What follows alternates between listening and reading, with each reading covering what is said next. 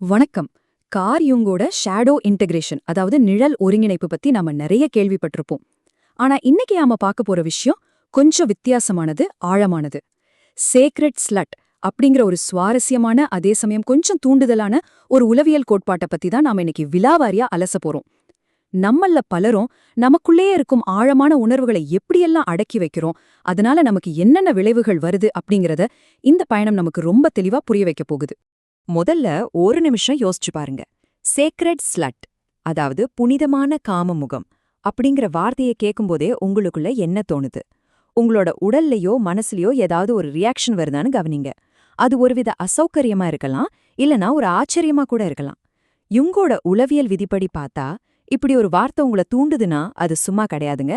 உங்க மனசுக்குள்ள ஏதோ ஒரு பெரிய பிளவு இருக்கு அப்படிங்கறத காட்டுற ஒரு சைக்கலாஜிக்கல் சிக்னல் தான் இது. இதுல ஒரு பெரிய முரண்பாடு இருக்கு, கவனிச்சிங்களா? நாம எல்லாருமே மத்தவங்களோட அன்பை பெறணும், இந்த சமூகம் நம்மள ஏத்துக்கணும் அப்படிங்கறதுக்காகவே ஒரு பாதுகாப்பான முகமூடி போட்டுக்கிட்டு சுத்துறோம். ஆனா இன்னொரு பக்கம் பாத்தீங்கன்னா, நம்மளோட இயல்பான தீவிரமான ஆசைகள், உள்ளுணர்வுகள் எல்லாம் அப்படியே உள்ளுக்குள்ளேயே அடங்கி போய் கிடக்கு. இப்படி வெளியில ஒரு முகம், உள்ளுக்குள்ள ஒரு ஏக்கம்னு இந்த ரெண்டுக்கும் நடுவுல நடக்கிற போராட்டம்தான் இன்னைக்கு பலருக்கும் ஒரு பெரிய வலி மிகுந்த சுமையா மாறிடுச்சு. இத பத்தி கால் யுங் சொன்ன ஒரு பவர்ஃபுல்லான மேற்கோள் இருக்கு. அதாவது, நனவிலி மனதிற்குச் செல்லும் எதுவுமே மறைந்து விடுவதில்லை, அது விதியாக மாறுகிறது. எவ்வளவு ஆழமான விஷயம் பாருங்க. நாம நம்மளோட உணர்வுகளை வலுக்கட்டாயமா அடக்கி வைக்கும்போது அது அப்படியே மாயமா மறைஞ்சிடாது. மாறாக அது நம்மளோட ஆழ்மனசுக்குள்ள போய் உட்கார்ந்துகிட்டு அங்கிருந்து நம்ம வாழ்க்கையையே கண்ட்ரோல் பண்ண ஆரம்பிச்சிடும். இப்படி அடக்கி வைக்கப்பட்ட உணர்வுகள் தான் நமக்கே தெரியாம ரகசியமா நம்மள நாமே அழிச்சுக்கிற செயல்களாகவும் கட்டாய பழக்கங்களாகவும் மாறி நிக்குது. சரி, இப்போ இந்த லிபிடோ மற்றும் நிழல் அப்படிங்கிற ரெண்டு முக்கியமான விஷயங்களை பத்தி கொஞ்சம் ஆழமா புரிஞ்சுக்கலாம். லிபிடோ அப்படின்னா என்ன? யுங் இது வெறும் பயாலஜி இல்ல பாலியல் சார்ந்த ஒரு விஷயமா மட்டும் குறுக்கி குட்டி ஆக்கல. லிபிடோ அப்படிங்கிறது உங்களை இயக்கும் ஒரு உன்னதமான உயிர் சக்தி, ஒரு லைஃப் ஃபோர்ஸ்.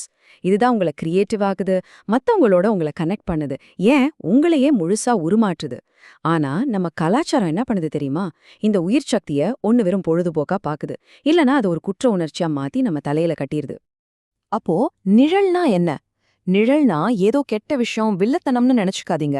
சமூகத்துக்கு பயந்து நாம தூக்கி போட்ட நம்மளோட சுதந்திரம், நம்மளோட ஆசைகள், நம்மளோட அசல் தன்மை, இதெல்லாம் சேர்த்து வைக்கப்பட்டிருக்கிற ஒரு இருட்டு அறைதான் இந்த நிழல். சுருக்கமா சொல்லணும்னா, நாம சொந்தம் கொண்டாட பயந்த நம்மளோட சொந்த உயிர் சக்தியோட இருப்பிடமே அதுதான். அடுத்து நாம பார்க்க போறது, இந்த அடக்கப்பட்ட உணர்வுகள் எப்படி ப்ரொஜெக்ஷன் அப்படிங்கிற ஒரு பொறிக்குள்ள நம்மள சிக்க வைக்குதுதான். இத இன்னும் கொஞ்சம் கிளியரா சொல்லணும்னா, சில நேரங்கள்ல நாம யாரோ ஒருத்தர் மேல ரொம்ப தீவிரமான ஈர்ப்பு கொள்வோம், இல்லனா அவங்கள கடுமையா விமர்சனம் பண்ணுவோம். கவனிச்சிருக்கீங்களா? உண்மையிலே அது அந்த நபரை பற்றிய விஷயமே கிடையாதுங்க.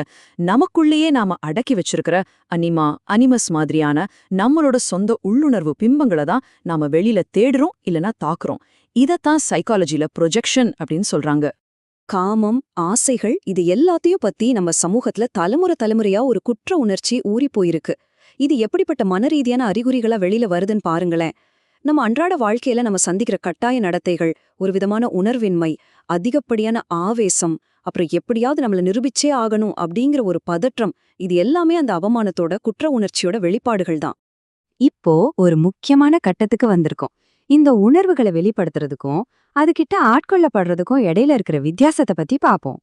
ஒரு பிம்பத்தால நம்ம ஆட்கொள்ளப்படுறோம் அப்படின்னா என்ன அர்த்தம்? நம்ம கண்ட்ரோல முழுசா இழந்துட்டு அடக்கி வைக்கப்பட்ட ஆசைகள் நம்மளை இயக்குறதுக்கு நாம அனுமதிச்சிடுறோம்னு அர்த்தம். அது சுதந்திரம் கிடையாது, அதுவும் ஒருவித அடிமைத்தனம்தான். ஆனா உண்மையான விடுதலை அப்படிங்கிறது முற்றிலும் வேறானதுங்க. அது என்னன்னா, அந்த ஆற்றலை முழு விழிப்புணர்வோட கையாள்வது, அது உங்களுக்குள்ளேயே உணர்வுபூர்வமா தேக்கி வச்சுக்கிறது. ரொம்ப முக்கியமான விஷயம் என்னன்னா, இந்த காமநிழல் அப்படிங்கிறது வெறும் பாலியல் ஆசைகளை மட்டும் வச்சுக்கிட்டு இல்ல. அதுக்குள்ள உங்களோட கோபம், மத்தவங்க உங்களை அங்கீகரிக்கணும் அப்படிங்கிற ஒரு ஆழமான பசி, உங்களுக்குள்ள இருக்கிற காயப்பட்ட குழந்தை, அதுக்கப்புறம் பாதுகாப்பில்லாத உணர்வு, இப்படி ஏகப்பட்ட விஷயங்கள் அடங்கியிருக்கு. பல பேர் தங்களோட இந்த வலிகளை எல்லாம் மறைக்கிறதுக்காக பாலியல் ஈர்ப்ப ஒரு மயக்க மருந்து மாதிரி தான் பயன்படுத்திட்டு இருக்காங்க. இதத்தான் கால் யுங் ரொம்ப அழகா சொல்றாரு. நமது மனம் முழுமையதான் தேடுகிறது, தூய்மையா அல்ல. சமூகத்தோட பார்வையில நல்லவங்களா, ரொம்ப தூய்மையானவங்களா இருக்கணும் அப்படிங்கிறது நம்ம இலக்கு கிடையாது. மாறாக நம்ம ஆசைகள் எல்லாத்தையும் அதோட மூலப்பொருளோட சேர்த்து ஏத்துக்கிட்டு நமக்குள்ள ஒரு முழுமைய அடையிறது தான் நம்ம மனசோட உண்மையான தேடல். சரி, இவ்ளோ நேரம் பிரச்சனைகளை பத்தி பேசிட்டோம். இப்போ அதற்கான தீர்வு என்ன, அந்த முழுமைக்கான பாதை என்னன்னு பார்க்கலாம். உங்களுக்குள்ள ஒரு தீவிரமான ஈர்ப்பு வரும்போது வெளியில இருக்கிற ஒரு நபரை தேடி ஓடுறத முதல்ல நிறுத்துங்க.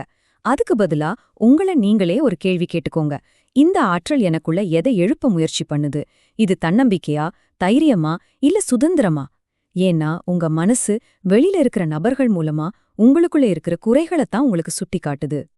இனிமேல் உங்களுக்குள்ள அந்த தீவிரமான ஆற்றல் வரும்போது அதை அடக்கவோ அல்லது உடனே செயல்படுத்தவோ ட்ரை பண்ணாதீங்க.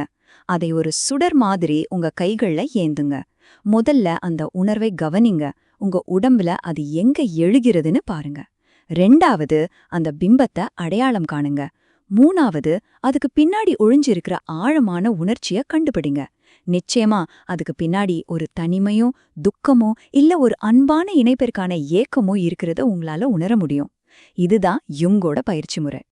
இதுல ரொம்ப ரொம்ப முக்கியமான ஒரு விஷயம் இருக்கு. மத்தவங்களோட கவனத்தை பெறுறதுக்காகவோ இல்ல உங்க மதிப்பை நிரூபிக்கிறதுக்காகவோ உங்க உயிர் சக்திய பேரம் பேசுறத உடனே நிறுத்துங்க. உங்களோட ஆற்றல் அப்படிங்கிறது உங்களை நீங்களே காப்பாத்திக்கிறதுக்கானது. யாரோ ஒருத்தர் வந்து உங்களை காப்பாத்துவாங்க அப்படிங்கிற ஏக்கத்திலிருந்து உங்களோட அந்த ஆற்றலை நீங்க கண்டிப்பா பிரித்து எடுக்கணும். இந்த 2 நிலைகளுக்கும் இருக்கிற வித்தியாசத்தை பாருங்கல்ல. உங்க ஆற்றல் தடுக்கப்படும்போது வாழ்க்கை ரொம்ப தட்டையாகவும் சோர்வாகவும் கட்டாய பழக்கங்கள் கடுமையானதாகவும் மாறிடுது.